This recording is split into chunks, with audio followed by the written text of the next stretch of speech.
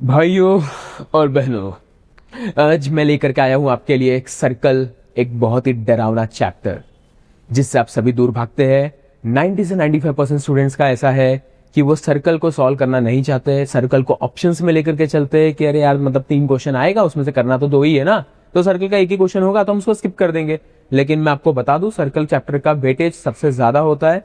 Maths 2 में अगर आप सर्कल को छोड़ करके चल रहे हैं तो आउट ऑफ आने की थोड़ी सी उम्मीद कम हो जाती है। अगर हम सर्कल के ऊपर अपना कमांड बना लेते हैं तो आउट ऑफ के हम करीब जाते हैं। यहां पर मैं आपके सामने लेकर के आया हूं 2025 में, यानी कि पास्ट ईयर में पूछा गया एक बहुत ही इंपॉर्टेंट क्वेश्चन, जो क्वेश्चन नंबर 5 में आया था 3 मार्क के लिए। 2 क्वेश्चन थे, उसमें से ऑफकोर्स आपको एक ही करना होता है। पेपर पैटर्न तो अब तक याद हो गया होगा। मैं वो क्वेश्चन करवा रहा हूं आपको 2025 में जो पूछा गया 3 मार्क्स के लिए। क्वेश्चन ये कह रहा है कि the quadrilateral ABCD is a rectangle. ABCD एक रेक्टेंगल है। फिर उसने कहा taking AD as a diameter, आपको एडी को डायमीटर कंसीडर करते हुए a semi circle AXD drawn करना है।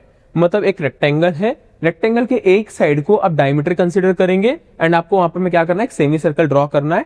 तो मैं यहां पर मैं ड्रॉ करके दिखा देता हूं, देखिए आप जरा ध्यान से। ये है आपका रेक्टेंगल, ये रहा आपका रेक्टेंगल, ठीक है, ये रहा आपका रेक्टेंगल।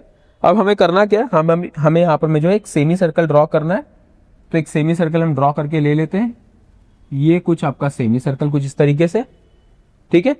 एंड पॉइंट्स का नाम मैं दे देता हूं। ये है आपका ए, ये है बी, ये है सी, ये है डी। तो उसने जैसे कि कहा था कि एडी को डायमीटर कंसीडर करते हुए आपको एक सेमी सर्कल ड्रॉ करना है, तो मैंने वैसे ही एडी को डायमीटर कंसीडर करते हुए एक सेमी सर्कल ड्रॉ कर लिया है।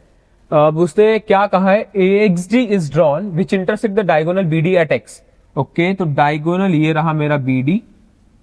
थोड़ा गड़बड़ हो गया, एक काम करते हैं, हम लोग थोड़ा सा स्ट्रेट लाइन का यूज कर लेते। मैं यहां पर मैं शेप में कंसिडर करता हूं, एक लाइन पिक करता हूं, यहां से पॉइंट से एक स्ट्रेट लाइन यूज कर लेते हैं। That's more better. ओके, ये थोड़ा ज्यादा बेटर है। एंड उसने क्या कहा था, फिर से जरा एक बार क्वेश्चन को रीड कर ले। क्वाड्रिलेटरल एबीसीडी इज रेक्टेंगल, मैंने क्वाड्रिलेटरल बना दिया है, एबीसीडी इसका नाम रख दिया है। उसके बाद में taking AD as a diameter, तो मैंने एडी को डायमीटर कंसीडर करते हुए एक सेमी सर्कल ड्रॉ किया, ठीक है, जिसका नाम AXD बोला गया है। फिर इसने कहा है कि ये इंटरसेक्ट करता है डायगोनल BD को एट X, मतलब ये जो वैल्यू होगी ये X होगा। चलो यहां तक ठीक है। अब हमें कुछ वैल्यूज दिए गए, AB की वैल्यू दी गई है 12 है, तो AB की वैल्यू हम 12 लिख के ले लेते हैं। सो इट्स माई 12 सेंटीमीटर, ये AB है। फिर AD कह रहा है कि 9 है। ओके, तो AD की वैल्यू 9 सेंटीमीटर है, ये 9 है। अब आपको जो सवाल पूछा गया है, find the values of BD and BX, ये 2 आपको चीजें फाइंड आउट करनी है। मैं सॉल्यूशन स्टार्ट कर रहा हूं, अब जरा ध्यान से देखेंगे। सबसे पहले हम लोग क्या करेंगे, गिवन लिख के लेंगे। गिवन में आपको क्या कहा गया कि क्वाड्रिलेटरल जो ABCD है, quadrilateral ABCD is a rectangle, ये आपका गिवन में दिया हुआ है। ये आपका सबसे पहला काम जो गिवन में आपको दिया हुआ है। देखिए इसके बाद क्या कहा गया है कि AB की जो वैल्यू है वो 12 सेंटीमीटर है एंड AD की वैल्यू जो है वो 9 सेंटीमीटर है। ये आपका गिवन है। टू फाइंड, आपको फाइंड करने के लिए क्या कहा गया है,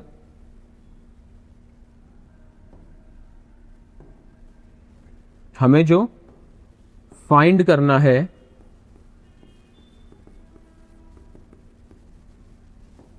वो है BD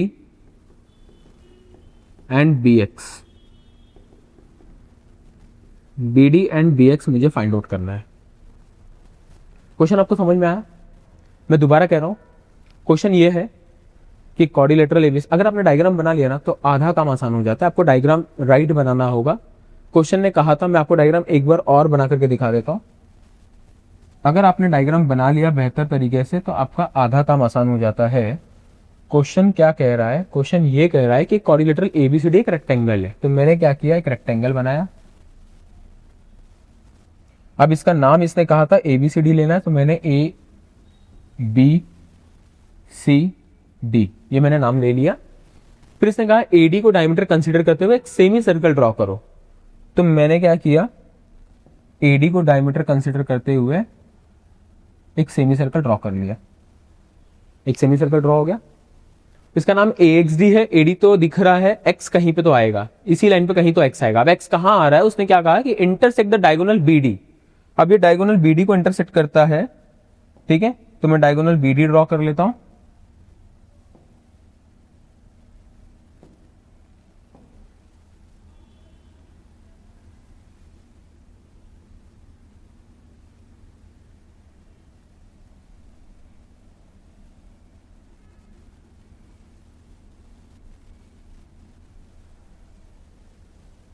ठीक है, डायगोनल BD मैंने ड्रॉ कर लिया। तो डायगोनल BD सेमी सर्कल को कहां पे इंटरसेक्ट कर रहा है, डायगोनल BD जो है सेमी सर्कल को इंटरसेक्ट करता है एट पॉइंट X। तो ये मैंने ड्रॉ कर दिया। साथ में हमको AB की वैल्यू दी गई है, तो मैंने AB की वैल्यू लिख ली। AB की वैल्यू जो है वो 12 सेंटीमीटर है एंड AD की वैल्यू जो है वो 9 सेंटीमीटर। एंड आपको जैसे कि पता है कि ये एक रेक्टेंगल है तो ये 90 डिग्री होगा, ये हमें पता है। अब मैं इसको स्टार्ट कैसे करने वाला हूं, देखिए हम इसको सॉल्व करने जा रहे हैं। सॉल्यूशन, सबसे पहली बात सॉल्यूशन में मुझे दिखाई दे रहा है, क्या दिख रहा है, मुझे सबसे पहले पूछा गया BD। तो BD कहां पे, ये BD है। अगर मैं इस ट्रायंगल को ध्यान से देखूं, कौन सा ट्रायंगल को, ABD, अगर मैं ABD ट्रायंगल को ध्यान से देखूं तो मुझे दिख रहा है कि एक राइट एंगल ट्रायंगल है एंड राइट एंगल ट्रायंगल में मेरे पास दो साइड की वैल्यू दी गई है, तीसरा पूछा गया है। तो एक राइट एंगल ट्रायंगल में हम क्या करते हैं, पाइथागोरस थ्योरम अप्लाई करते हैं और तीसरा साइड हमें आ जाता है, ये हमें पता है। तो मैं क्या करने जा रहा हूं, ठीक है, in triangle ABD angle BAD is equals to 90 degree.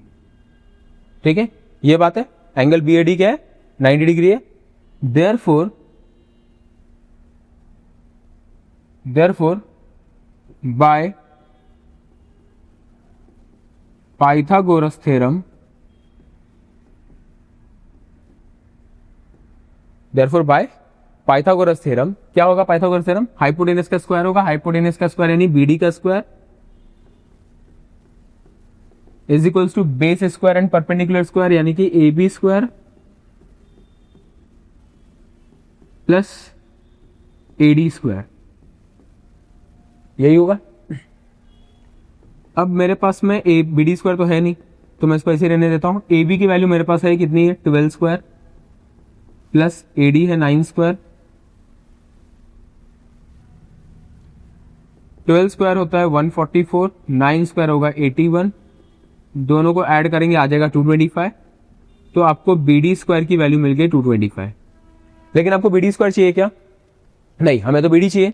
तो अगर BD स्क्वायर 225 है तो मैं क्या करूंगा, बाय टेकिंग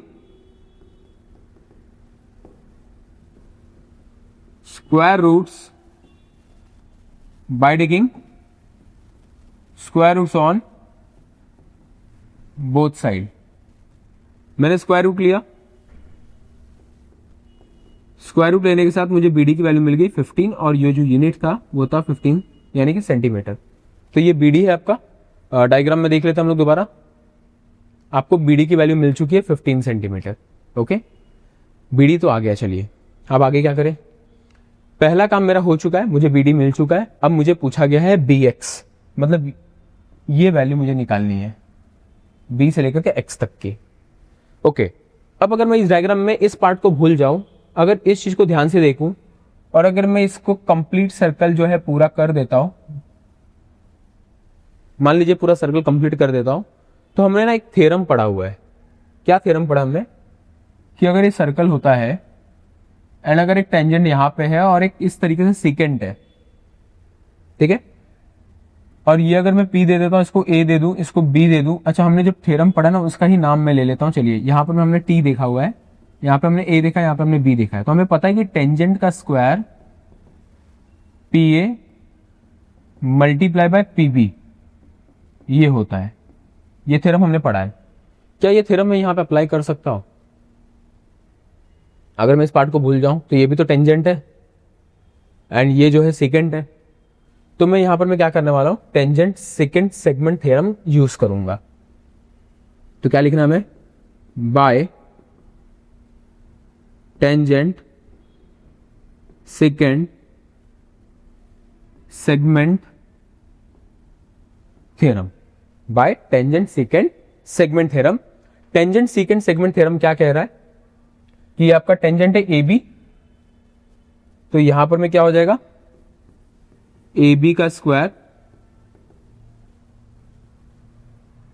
यहां पर में हो जाएगा B X multiply by B D, B X multiply by B D, B X multiply by B D, ये आपका थ्योरम कहता है। ओके, मेरे पास ए बी की वैल्यू है पहले से, ए बी का वैल्यू था 12, तो 12 स्क्वायर हो जाएगा। बी एक्स मेरे पास नहीं है, तो मैं बी एक्स ऐसे ही लेके चलूंगा, एंड मल्टीप्लाई में जो है वो बी डी है, जिसका वैल्यू मैंने अभी भी निकाला, वो है 15। ठीक है, आई होप आपको इतना समझा होगा। मैं दोबारा कह रहा हूं कि हमने यहां पर मैं क्या किया है, tangent secant segment theorem apply किया। A B is my tangent, तो A B square is equal to B X multiply by B D, B D मेरे पास 15 है, ए बी का वैल्यू 12 था, तो मैंने वो वैल्यू पुट किया, यहां पर हम लोग पहुंच गए वैल्यू पुट करने के साथ। अब ये 12 स्क्वायर है, तो 12 स्क्वायर होगा 144,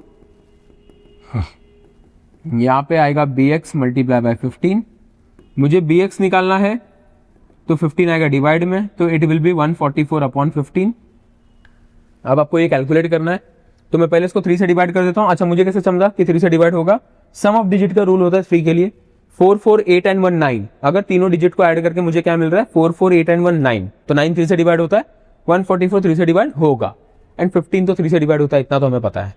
तो मैंने क्या किया, 3 से डिवाइड कर दिया, 3 5 जा 3 4 जा 12, 2 बचेगा 24, 3 6 जा 3 8 जा 24, 3 8 जा 24।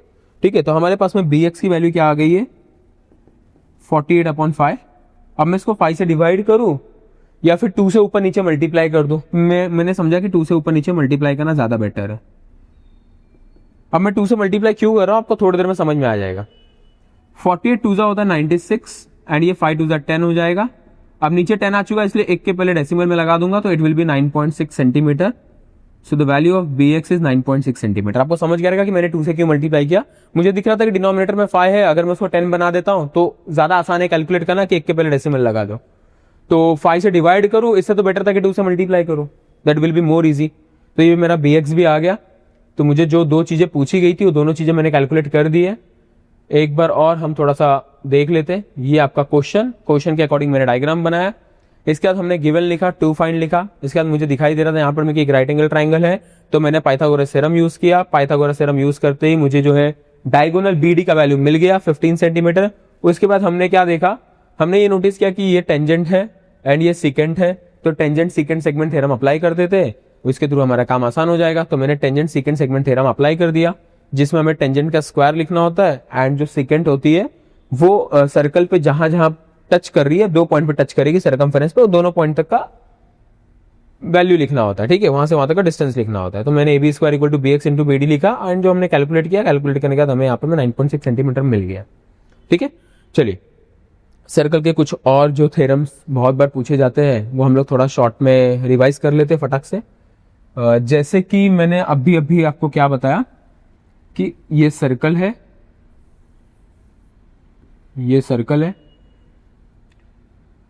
अगर ये दोनों टेंजेंट है सर्कल में, ये P है मान लो, ये A है, ये B है, दोनों ही टेंजेंट है, तो हमें पता है कि टेंजेंट जो होगा वो अगर एक ही पॉइंट से ड्रॉ किया गया है तो वो दोनों इक्वल होता है, ये हमें पता है।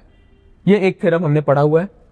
फिर हमने अभी देखा कि सर एक टेंजेंट है एंड दूसरा सीकेंट है, तो ये P है, अगर ये T है, ये A है और ये B है, तो P से लेकर के T तक यानी कि टेंजेंट का स्क्वायर PA इंटू PB होगा, PA इंटू PB होगा, ये हमने अभी देखा। तीसरा हमने देखा है कि मान लीजिए दोनों ही सेकेंड है, तब क्या, एंड एक्सटर्नली इंटरसेक्ट हो रहे हैं, ये P, ये A, ये B, ये C, ये D, तब क्या, तब आपको क्या करना है, देखो हर बार बात वही है, हर बार बात वही है कि आप इंटरसेक्टिंग पॉइंट से स्टार्ट करोगे, PA लोगे, मल्टीप्लाई बाय पी से लोगे बी तक इज इक्वल्स टू, फिर आप पी सी लोगे, फिर आप पी से लेकर के डी तक लोगे। ठीक है, जो इंटरसेक्टिंग पॉइंट है वहां से जो अपना जो दोनों सेकंड का इंटरसेक्टिंग पॉइंट वहां से आपको स्टार्ट करना है एंड सर्कल के सरकमफेरेंस में जहां तक पहुंच रहा है वहां से वहां तक लेके जाना है। तो पी से ए तक, फिर पी से बी तक, फिर पी से सी तक, फिर पी से डी तक, ये एक थ्योरम होता है। ठीक है, अच्छा ये इंटरनली अगर इंटरसेक्ट करेगा ना तो भी कुछ इसी तरीके से अप्लाई होगा। देखिए मान लीजिए ये P है, ये A है, ये B है, ये C है, ये D है। अब ये यहां पे इंटरसेक्ट किया हुआ है तो यहां से स्टार्ट करूंगा मैं। तो P से लेकर के मान लीजिए मैं ये वाले कॉर्ड पर मैं काम कर रहा हूं, तो P से लेकर के A तक, P से A तक, फिर P से B तक एंड फिर P से C तक, फिर इसी कॉर्ड पर में है P से D तक। तो ये 4 चीजें हैं जिसके ऊपर में बेस्ड हमारा लास्ट एक्सरसाइज है 3.5 सर्कल चैप्टर का। एंड 2 मार्क का क्वेश्चन इसमें से आ जाता है कभी कभी, तो आप देख सकते हैं। इन थ्योरम्स को थोड़ा ध्यान में रख करके जाइए, आपको 2 मार्क्स बहुत आसानी से मिल जाएंगे। एंड जो लास्ट क्वेश्चन हमने बोर्ड वाला जो अभी प्रीवियस ईयर में पूछा गया वो हमने अभी थोड़ी देर पहले सॉल्व किया। एंड अगर इसमें कुछ और डाउट रहेगा आपको तो आप कमेंट सेक्शन में पूछ सकते हैं। और कुछ क्वेश्चंस ऐसे जो आपको समझ में नहीं आ रहे, उसका सॉल्यूशन आप चाहते हैं कि मैं आपको एक्सप्लेन करूं वीडियो के थ्रू, तो आप कमेंट में डाल सकते हैं। एंड कुछ वीडियोस आती रहेंगी आपके बोर्ड एग्जाम होने तक, तो बने रहे हमारे चैनल के साथ।